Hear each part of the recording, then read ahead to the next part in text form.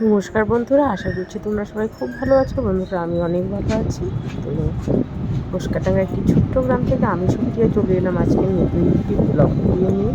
তো দেখো, আমি সকাল সকাল ঘুম থেকে উঠে জানালাটা খুলে দিয়েছি, আর ওদিকে মেয়েকে ডেকে দিয়েছি, স্কুলে যাবে।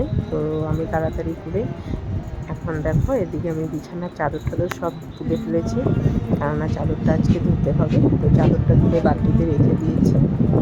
আর মেয়েকে বলেছি তাড়াতাড়ি করে ব্রাশ ট্রাশ করে তাড়াতাড়ি একটু পড়তে বসবে, তারপর স্কুলে যাবে। আর এদিকে দেখো জিমিকে দেখিয়ে দিলাম অল্প।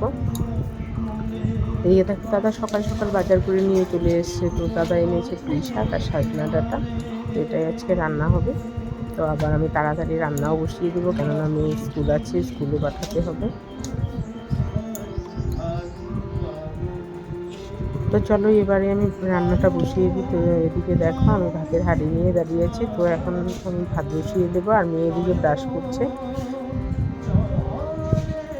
এই যে আমার ভাতও রোদ চলে এসছে, আর 1 কাপ পরিমাণ চা ছিল, সেটাকেই গরম করে ছেঁকে নিয়েছি 2টো বিস্কুট দিয়ে। প্রথমে চাটা আমি খেয়ে নেবো, আর মেয়েকে আজকে শ্যাম্পু করাবো তাড়াতাড়ি।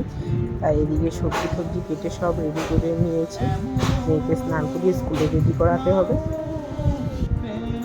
এদিকে দেখো স্নান টান করে রেডি হয়ে চলে এসছে, আমি ওর ভাতটা ঠান্ডা করতে দিয়েছি। এদিকে চলো চলে আসলাম রাত্রে। তো আমরা রাত্রে চলে এসেছিলাম বিয়ে বাড়িতে। এদিকে দেখ কি সুন্দর ডেকোরেশন করেছিল বিয়ে বাড়িটাতে, আমার তো খুব ভালো লেগেছিল।